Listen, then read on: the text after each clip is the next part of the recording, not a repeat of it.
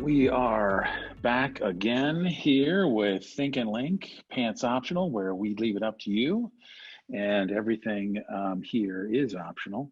No, this is an event we put on once a week, every Thursday, with two guests, and myself and Kelly Layton as your hosts and hostess. We are here to have a conversation about brand design, sustainability, responsibility, all kinds of other fascinating things. We have two amazing guests this week, which you've already seen as you've signed up, and we'll let them introduce themselves and go deep on that. But I want to make sure that we pass on the word of the #1 sponsor of this event, which is Capsule, which you can find at capsule.us, and you can sign up for these on a regular basis if you want to get an invite to this wonderful little gathering. Capsule.us, we are a special projects firm here in Minneapolis, the center of the universe, and all things wonderful. We do a lot of interesting projects for one of the brands, Smartwool, which is part of the same organization that Aaron once worked for, and a variety of others around the world. So with that as our at least kickoff into the conversation, we have Aaron Carpenter, who formerly was from the North Face and Levi's, and is a brand icon in my world.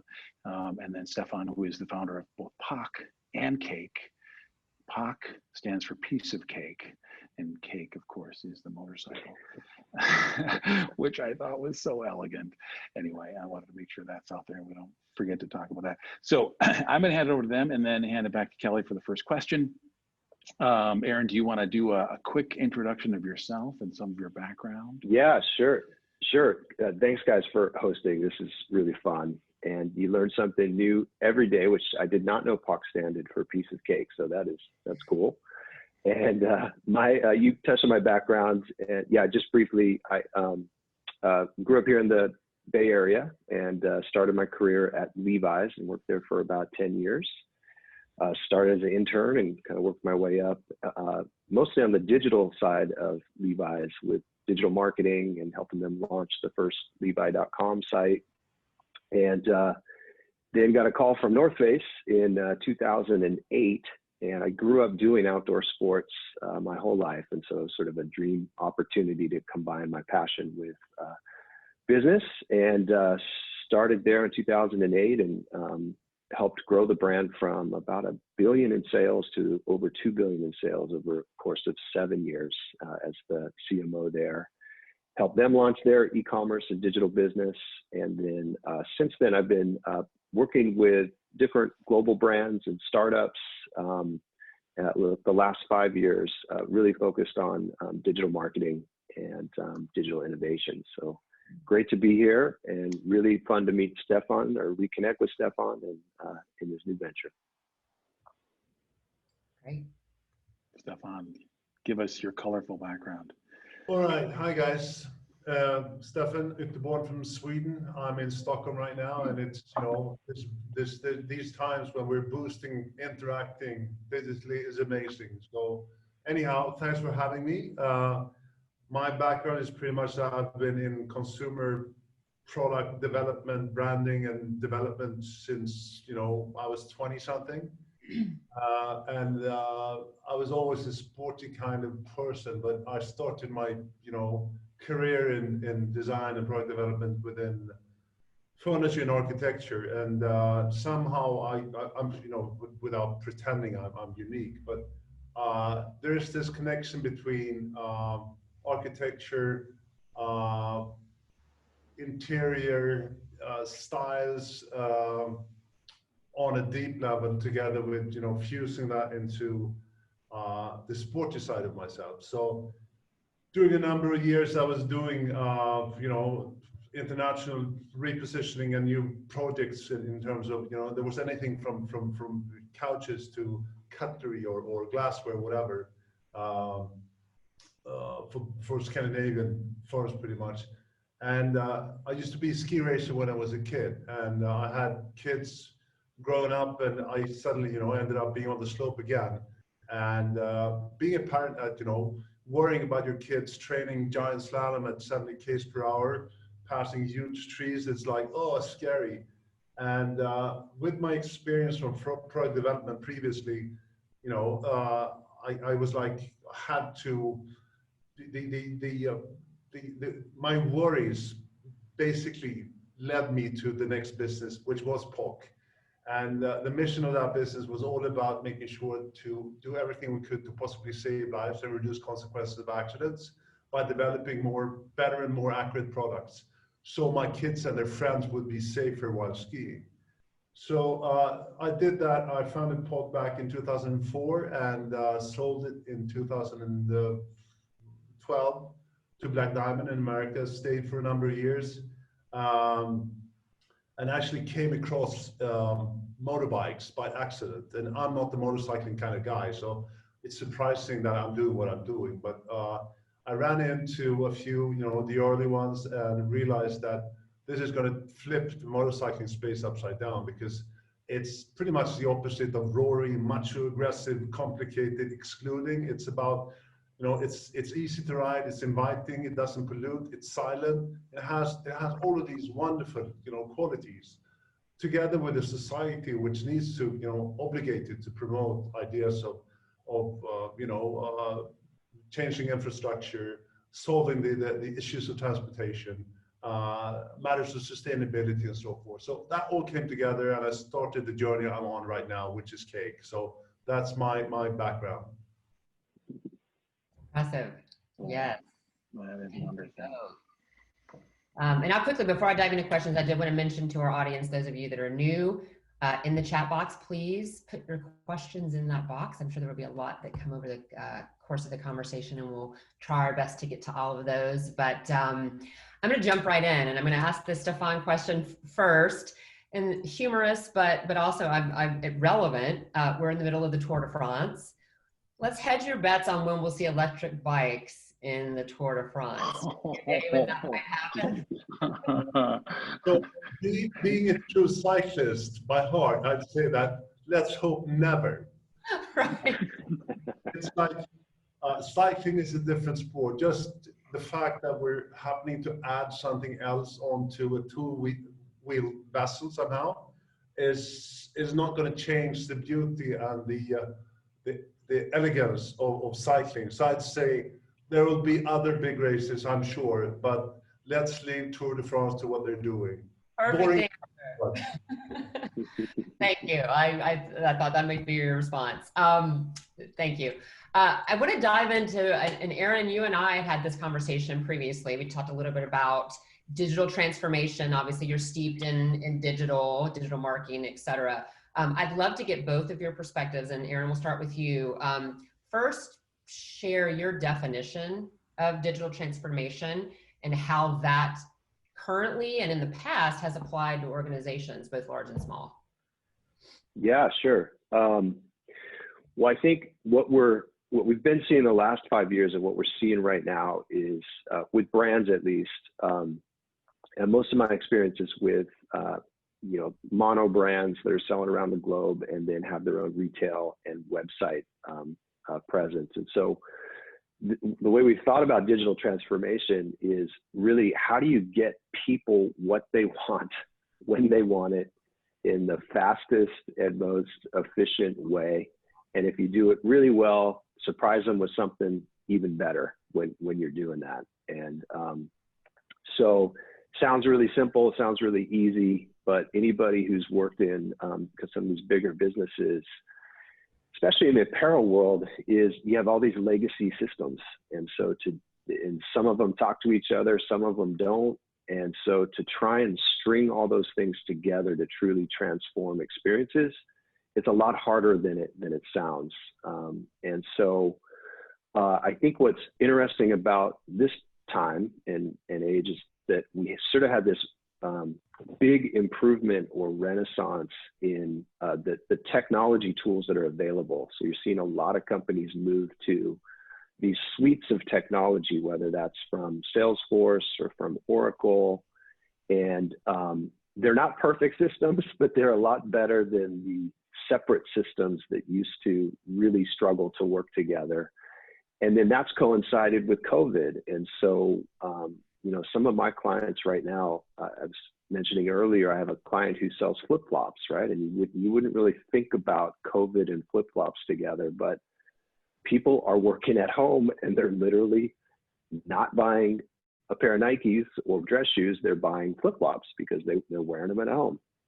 And so their transformation is just to try and keep up with triple-digit channel shift and demand increase, primarily in the e-com channel.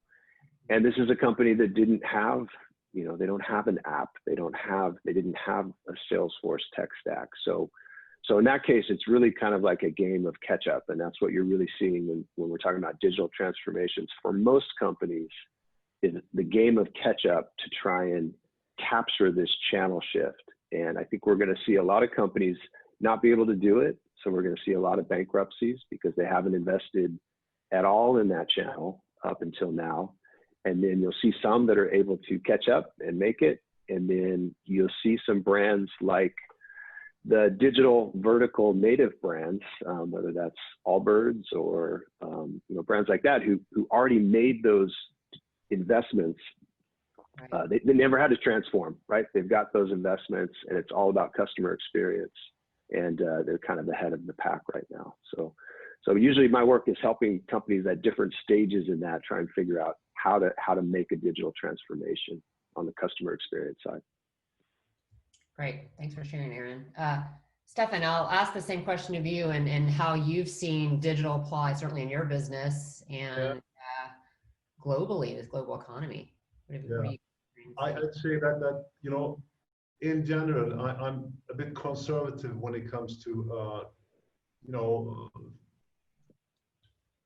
replacing the physical experience with something which has a more shallow kind of surface-like approach to the whole thing. So I'm always a bit slow, but to be honest with you guys, Cake is a direct-to-consumer business. So I'm right in that turmoil trying to figure out how do we best actually activate technology available or meet, that we have to develop somehow or fine tune according to what we're doing. And honestly, I mean, our business model is all about, having our trucks out there with bikes at the back of the truck, going to Sea Otter or to Burning Man or whatever it might be, to have as many people as possible to test ride. That whole thing collapsed on us in March. Same thing goes with business to business. We want, the big companies of the world to change mindset and make sure that instead of having Patagonia driving, garments to customers' houses because it's not in the store while they're there using diesel trucks, they ought to be using something, electric, supporting their idea of saving the world. That whole thing is somehow really tough at this point because we need to have people feel and touch and ride our bikes.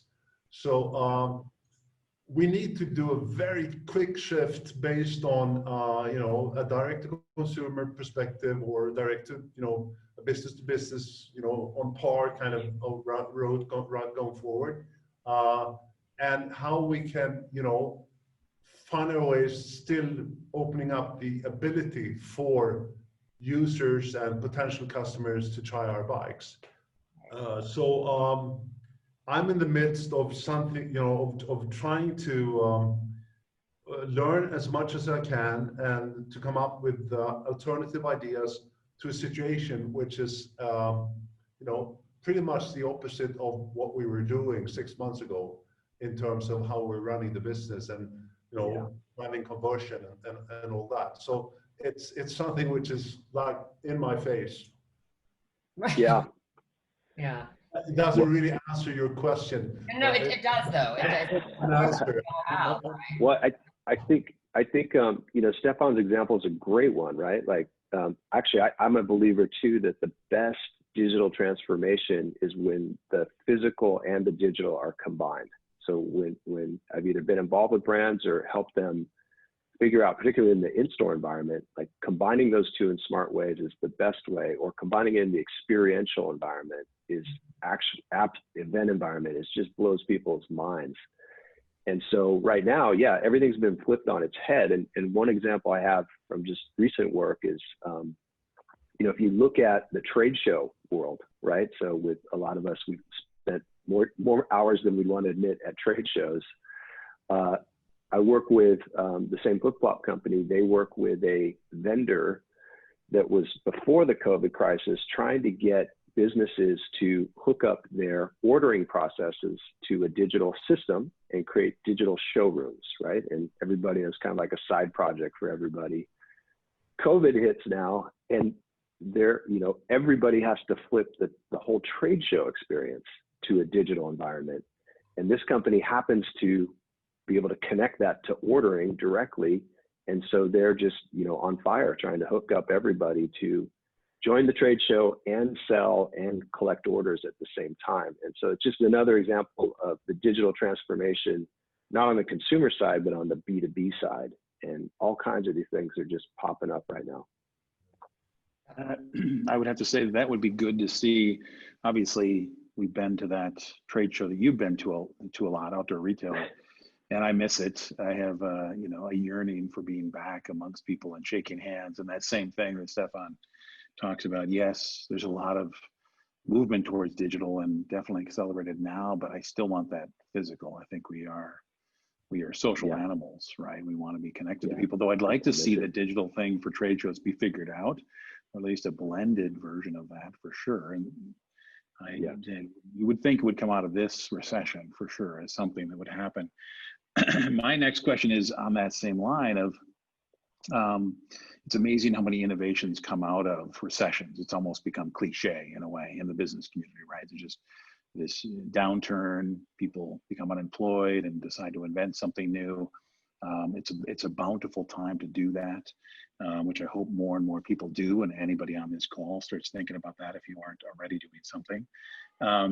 But each of you, have you seen any innovations show up? And they might have been started before this in a way. I look at cake as one it's right in the middle of this, that will probably appear to everyone now after this as something that was invented during this time period. But are there other things that you see that you're curious about the development of innovations?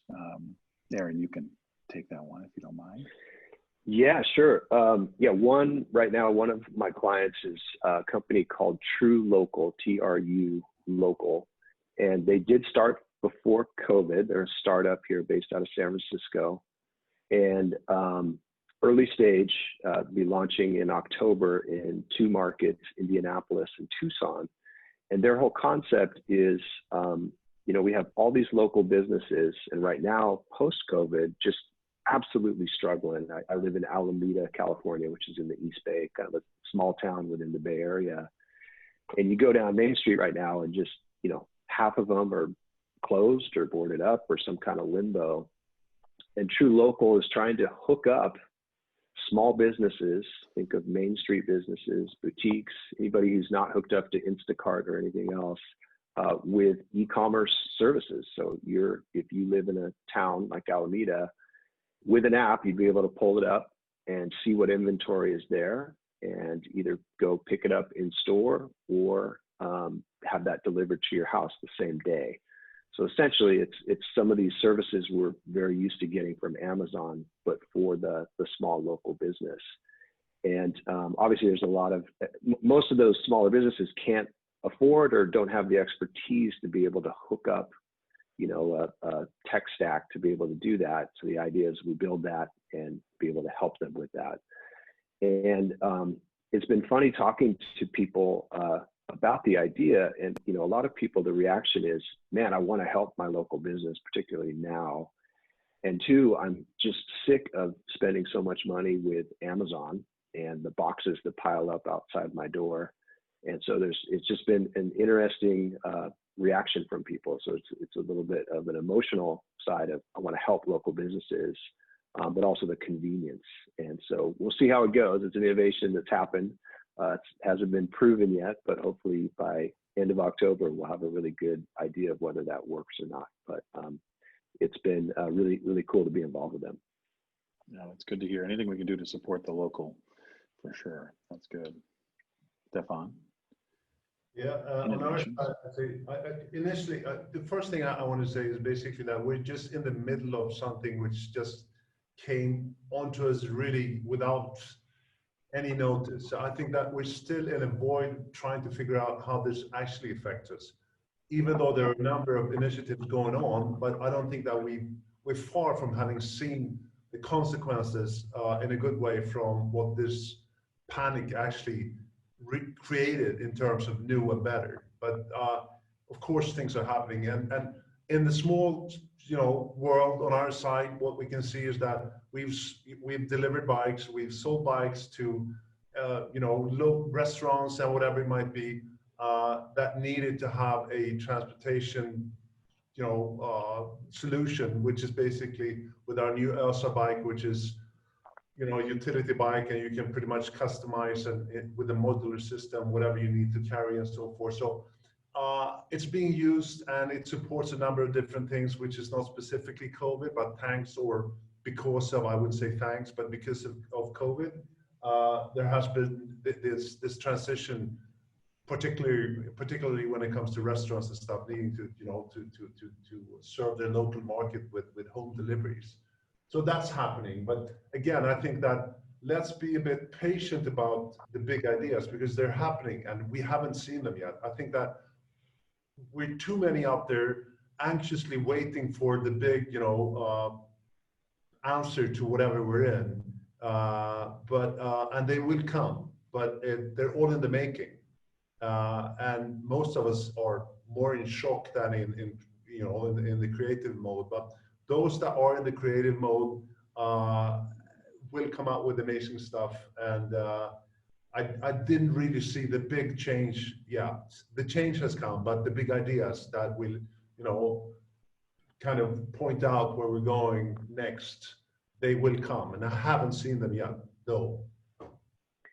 Aaron, one thought there too is I totally agree with Stefan. It's happening now. But if those of you who have ventured out to eat outside, outdoors at a restaurant that may be open, you're starting to see a lot of innovation there. I went to a place in Oakland just last weekend near Marina, and they had these tables out and distanced, and you sat down, and instead of a menu, they said, pull up your phone, and it's on the app. So go ahead and pull up your phone and order. And just sitting through that experience where you're used to being waited on, but doing that through an app and having less touch, but still somebody paying attention to you was pretty different, and it worked.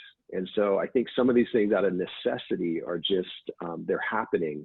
And a lot of it in the industries where they're trying to survive, stay open with less people, but provide a good experience. I think we're going to see a lot of innovation there. I think we're also going to see a lot of innovation in the real estate space, right? I don't want to be doomsday, but there's an implosion that still hasn't come in the commercial real estate and in the retail real estate. Everybody's renegotiating terms, but people haven't landed yet, and in terms of those terms. And so it's going to be pretty crazy, and some people are going to get very innovative about how we use empty retail space in limbo, office space. I think it's going to be a huge area of innovation. Totally agree. Yes. Definitely. Shift gears a little bit, but related to this, obviously we're seeing organizations and individuals reinventing themselves and shifting, based on the economy, what the market's asking for and consumers need and demand.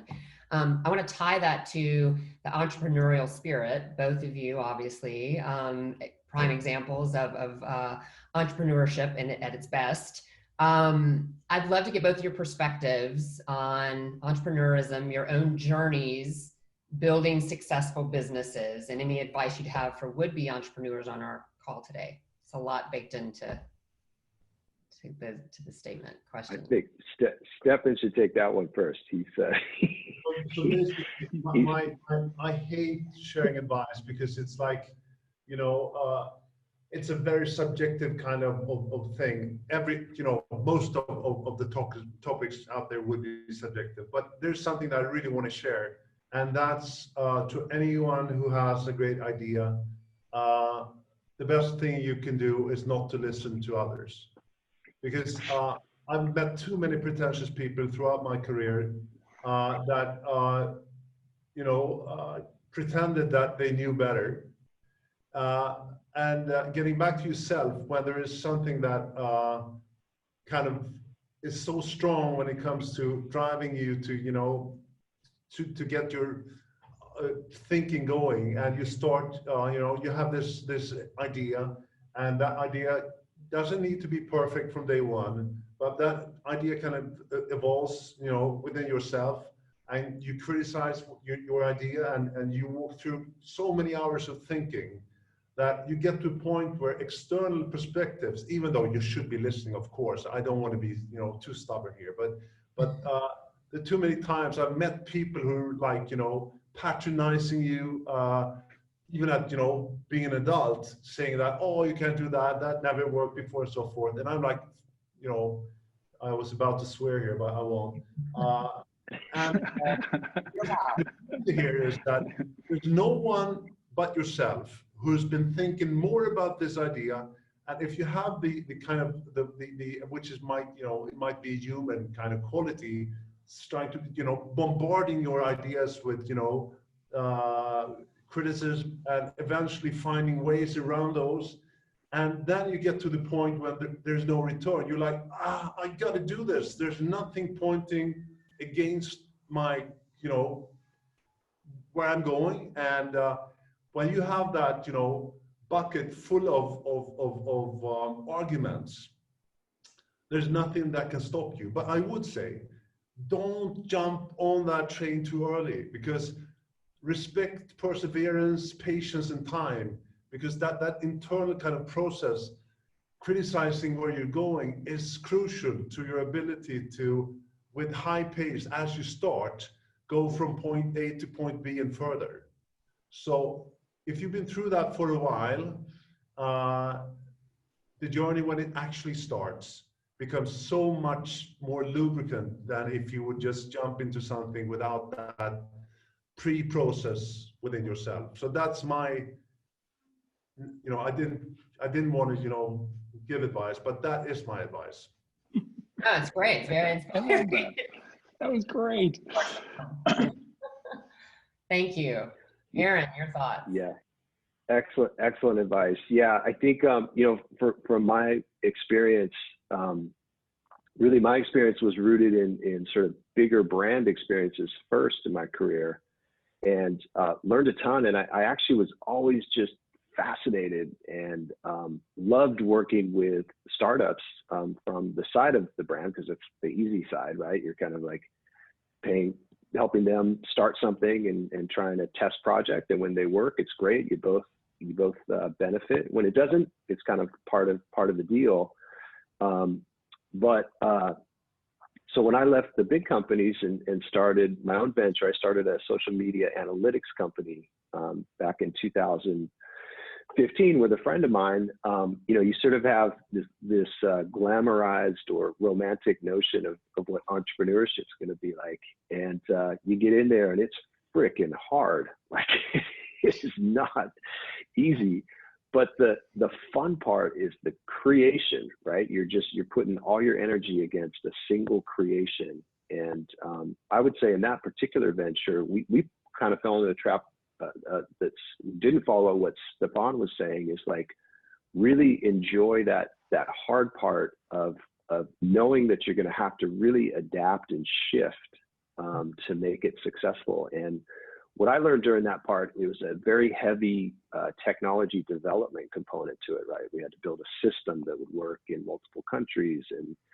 And when I was on the big company side, I was always involved in the creation, but I was sort of like 3 layers up. I wasn't like sitting there with the developers trying to do it. And the respect I got for developers and what it takes to day in, day out, tweak something and, be burning the money clock while you're creating it and having to move fast was just a huge learning experience. And we got there, created a system, people used it, we had great clients, and we ended up selling it, not for like the money we wanted to, but it was just an amazing experience. And so I would say, if you get a chance to do that once in your life or twice in your life, go for it. It's an incredible experience. I mean, since there, my other businesses have been more on the services side and a little more in the comfort zone of working for bigger companies, and really enjoy that. And the part I love about that type of entrepreneurship is that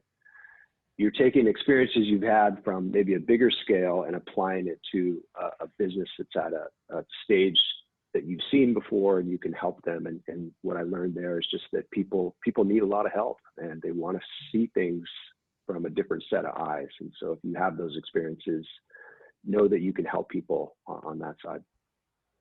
That's great. No, thank you. Great. Yeah. Great answer, Aaron. Thank you. We are having a Swede month here, or at least the last 3 weeks. We've had the founder of Oatly on here, which was also very fascinating. He's had an interesting road to get, or one of the founders, co-founder of Oatly. And so back to Stefan, as far as the entrepreneurship thing, and what have you seen? I got to imagine there have been a lot of interesting challenges or things you've had to overcome in this reasonably short history that you've got going on. Are there some barriers that surprised you? And then have there things been easier that have been surprising to you as far as launching an electronic motorcycle? It's really fascinating. Hope everybody's looked at the images of it and searched it, because it's freaking amazing. Anyway. I would say that never ever try and figure out beforehand what the challenges actually are, because then you would get into it.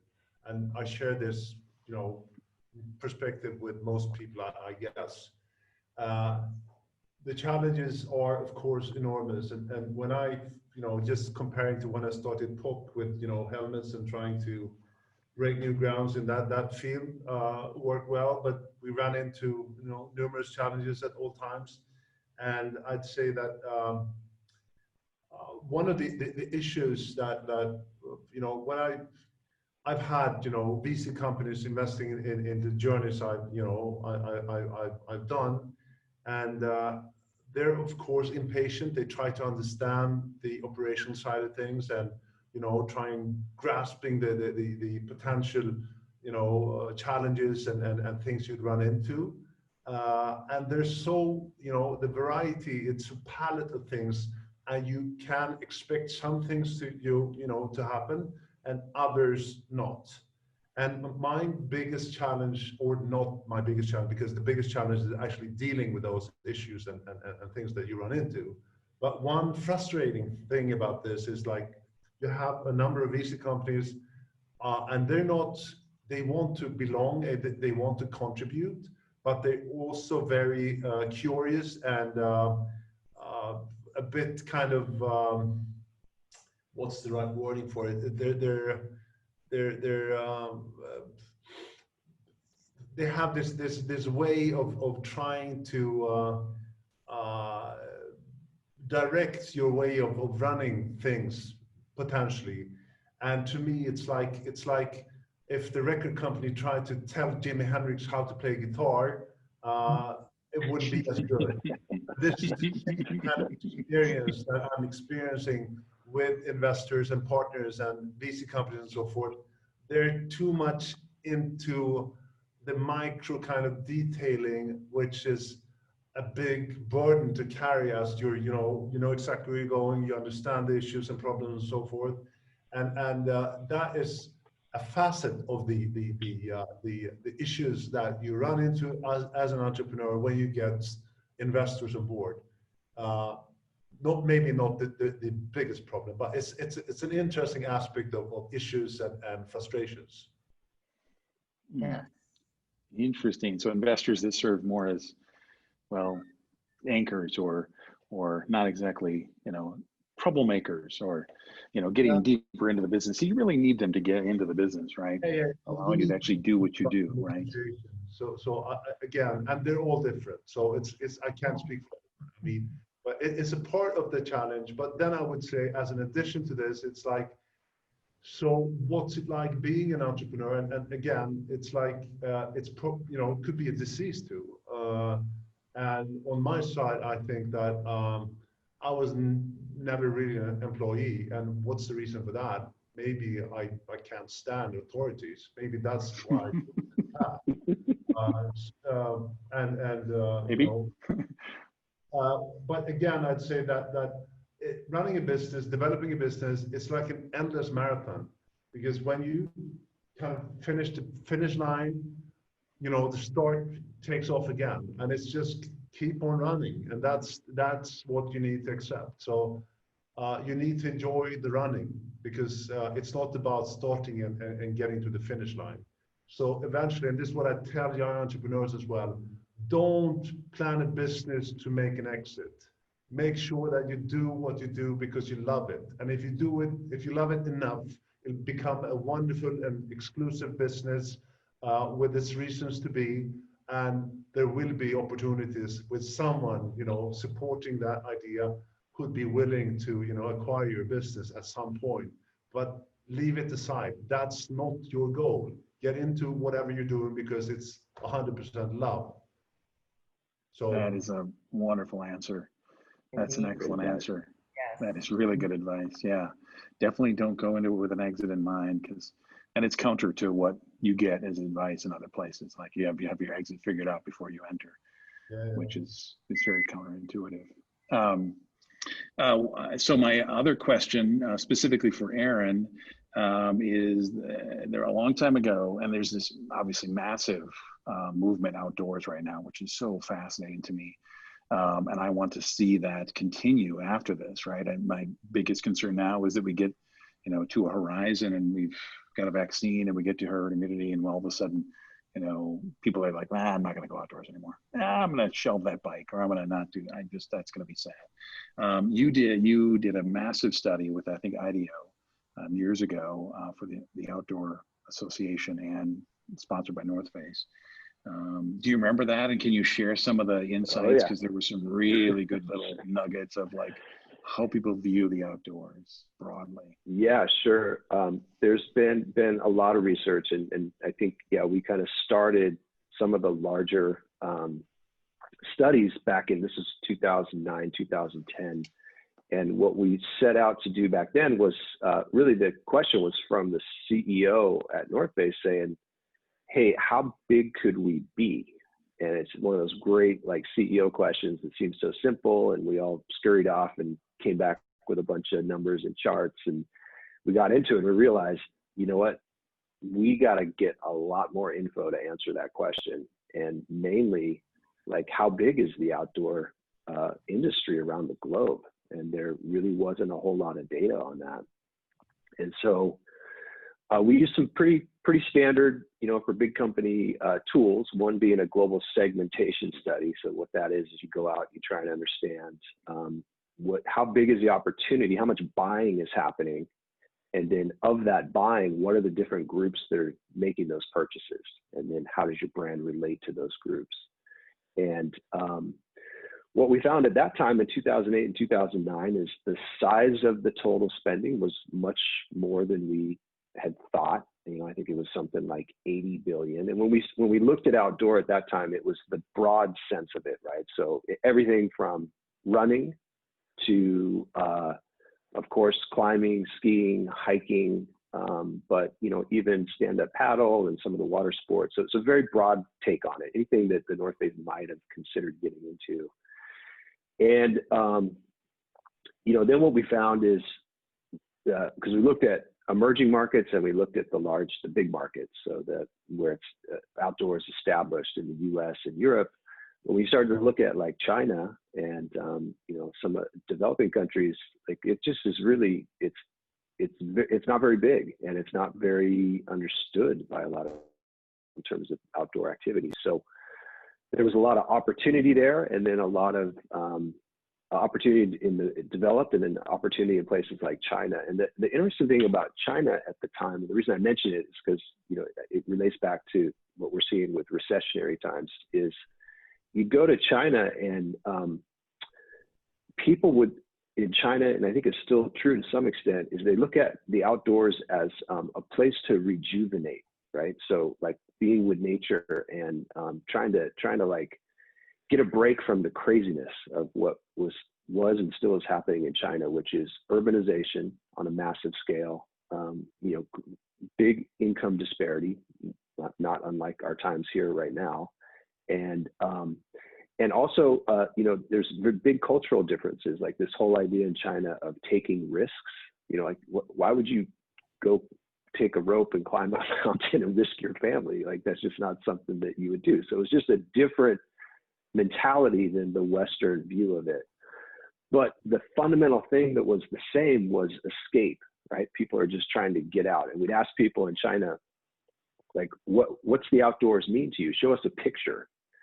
And again, we'd have people hold up a picture of like the open road. So it'd be like a, you know, like looking out a car window at the open expanse of land.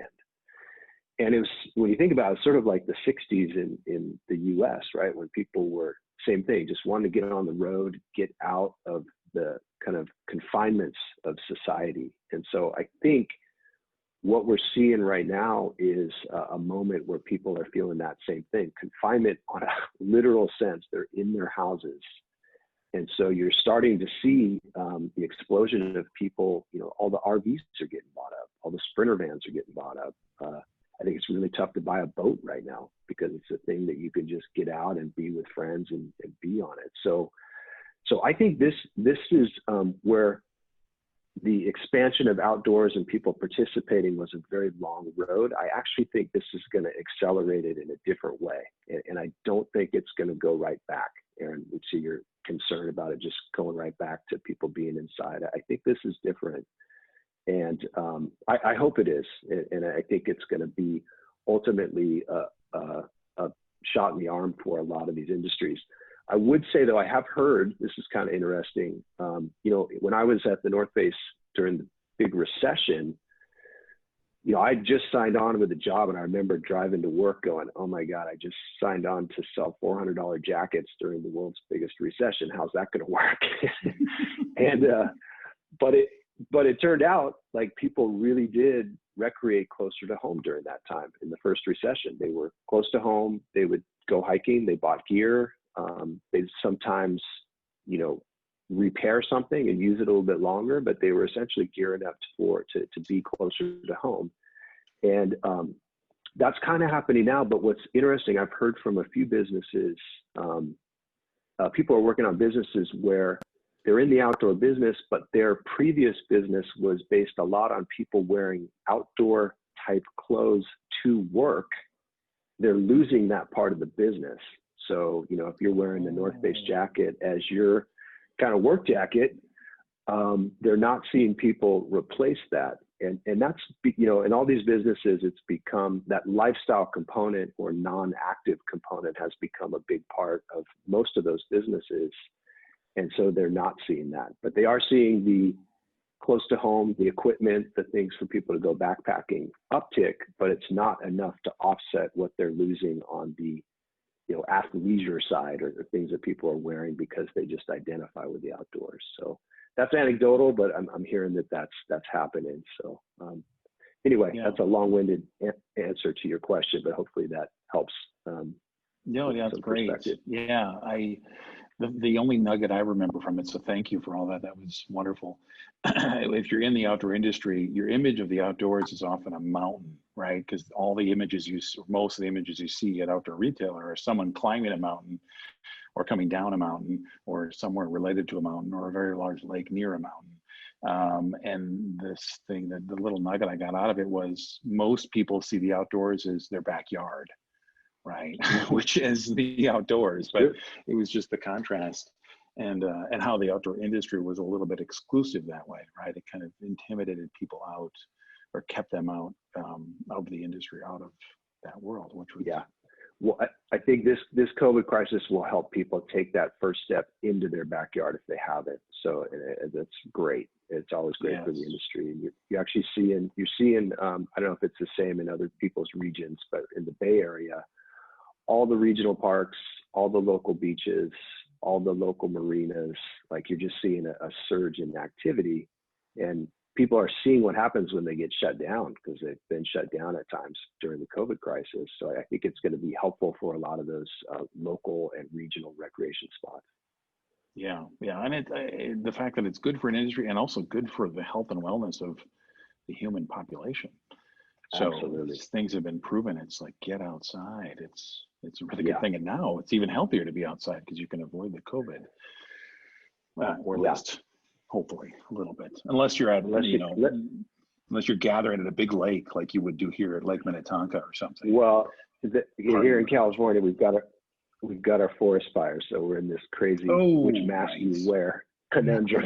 It's just oh no. The smoke mask or the COVID mask. It's, good times. Yeah. Okay, I have a broad general question. I want to talk about positive behaviors and changes. We just talked about outdoor growth and outdoor and people getting outside, health and wellness.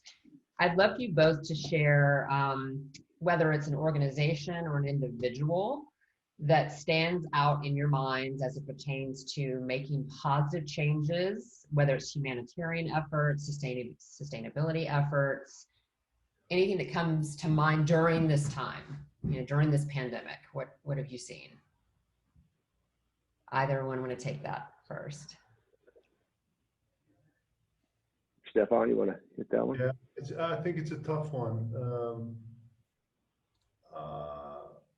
You probably heard about Greta from Sweden, who is trying to, traveling the world, sharing the message. She's unable to travel right now, though. But I think that what worries me the most in general when it comes to matters of our obligation towards planet Earth and sustainability and whatnot. And there are too many initiatives that has a commercial lining to it. So I have a hard time, supporting the what's really true and what's not. And that's a general perspective, because again, there are a lot of people in this, and again, we've got doctors and people at hospitals and those dealing with the crisis and curing people. That's of course on an individual basis, and it becomes a collective moment. And I'm thinking here as I speak. But if there's someone as a group, it's that whole community of people caring for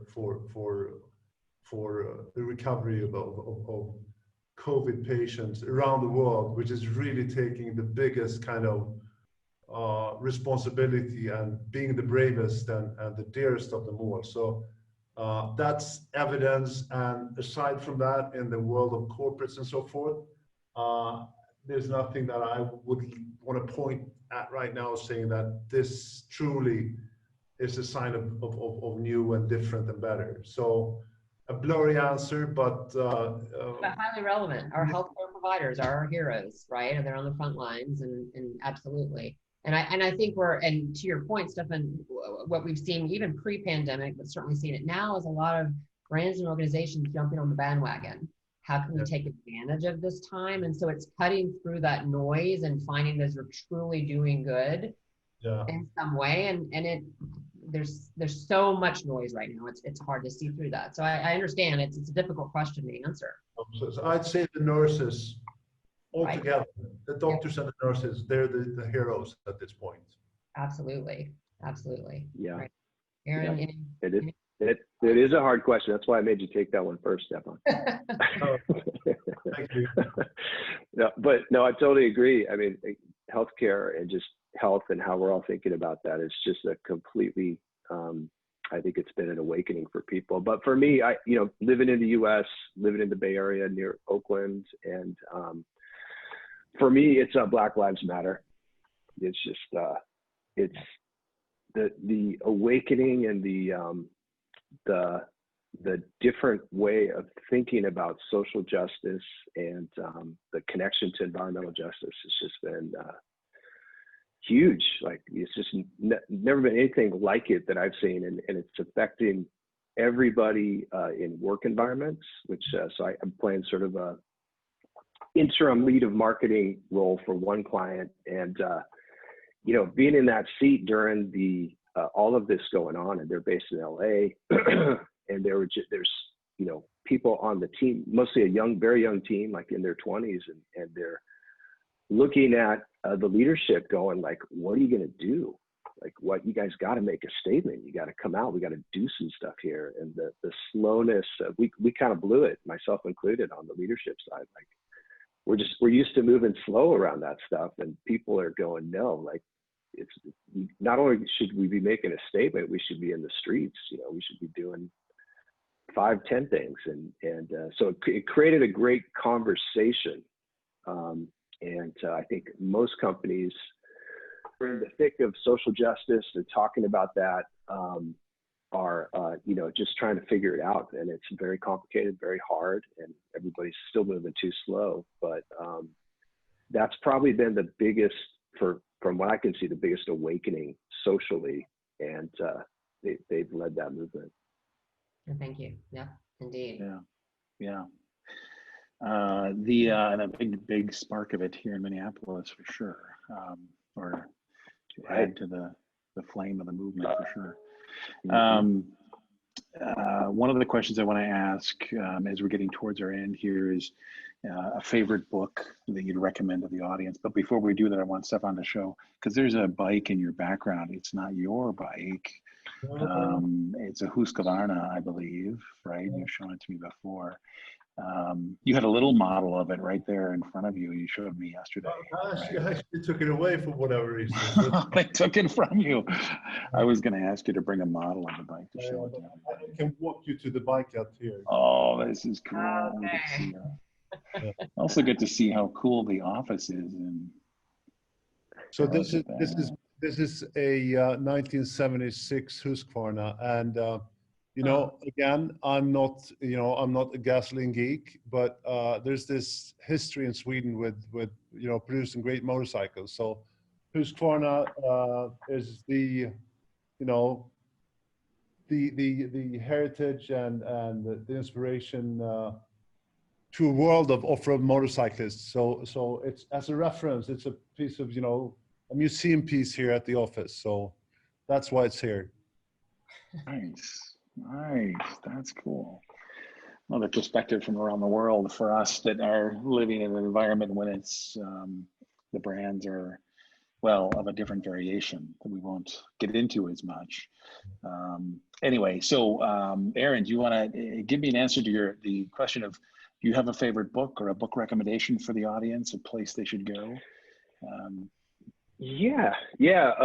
I mean, the books that have really inspired me, particularly around what we're talking about with sustainability and things like that. Bill McDonough, if you haven't read his books, the classic, The Cradle to Cradle, and then his one after that called Upcycle. If you're involved with products or making things, it's just sort of a whole new way of looking at how do you make the life cycle of a product, be positive to the environment at the end of the life cycle as much as you can, or at least neutral. And sounds like such a simple idea, but when you work in these businesses, and I'd actually love to hear Stefan's thoughts on like why it's taken so long for those ideas to get very far. But it's if you're involved with product at all, it's just a great read if you haven't read those yet, and it's influenced a lot of people, I think. That's great. And someone's already added the books into the chat. I love that. Also, one of my absolute favorites, Bill McDonough is an icon. He also has a nice TED Talk. If you've ever seen that, it's really good. Helps you think about these things.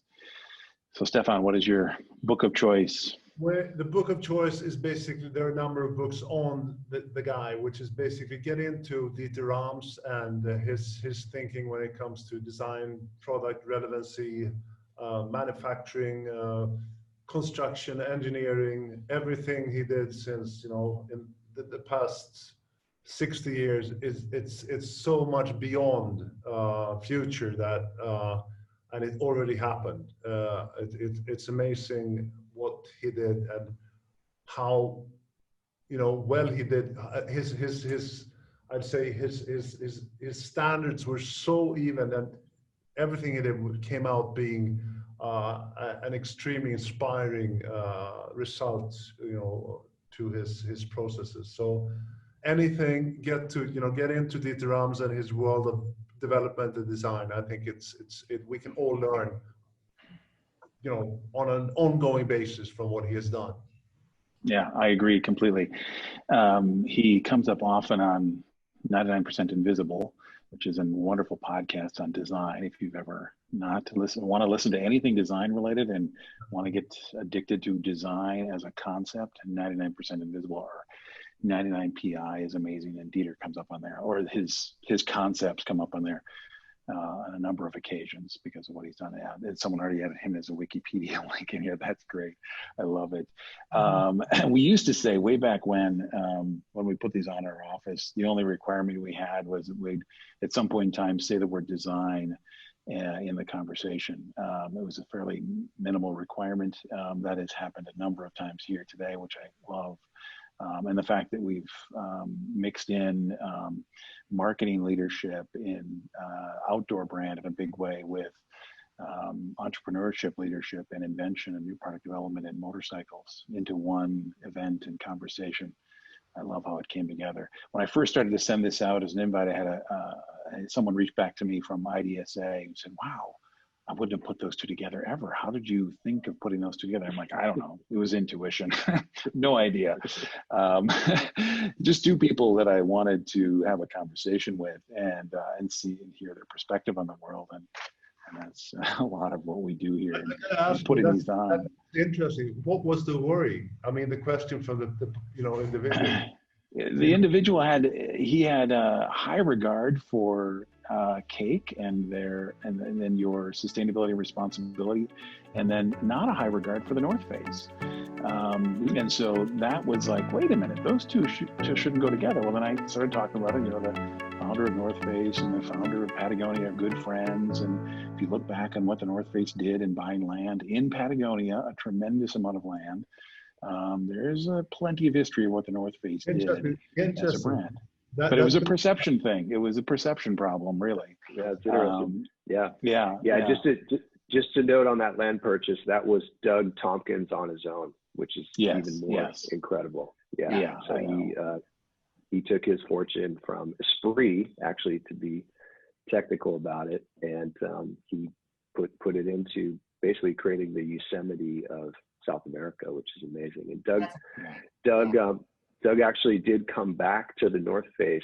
We invited him, and he came back and spoke a couple times, and just amazing individual. So he was for those who don't know the story, he's the original founder in 1968 of the first North Face, but really it was it was one of the first outdoor shops in North Beach in San Francisco. And he only owned it for 2 years, and then he sold it to two brothers who were based in the East Bay. And then the North Face went through a few different owners before being bought by VF. But he came back and basically said, hey, I want to get you guys in the thinking of cradle to cradle and start to revolutionize, your product process, and the leadership it was too much to handle, and didn't happen. But it was really cool to try, and so yeah, I understand somebody going, well, like, what you're talking about, a multi-billion-dollar company who has made a lot off of the outdoor industry, but I will say throughout those years, there's always been a component of the North Face that has actually been involved with the anti-nuclear movement in the early days, up to getting kids outside, to protecting land. I think they're the largest donor to Conservation Alliance, and it's always a board member from the North Face. So there's real thoughtfulness and desire to have a positive impact on the world from that company, and from Steve Rendell, who's now the CEO of VF. So it's legit, whether you don't perceive that or not. It's important to hear those stories, though. You're right. I mean, perceptions and to the origins. Yeah, there's, it's an inherent conflict in the fact that we create, as marketers and designers, we create things that people desire and want, and sometimes don't really need, right? And every time we do that, we contribute to landfills, to environmental mess and other things. So it's a conflict that exists within anything that we're producing as entrepreneurs, as marketers, or whatever. And so we hear that a lot working with Patagonia. It's baked right in, right? They have to see that every single day, right? They sell more and they feel guilty. Like, you know, so it's a challenging one every day, our relationship with this big marvel in the universe.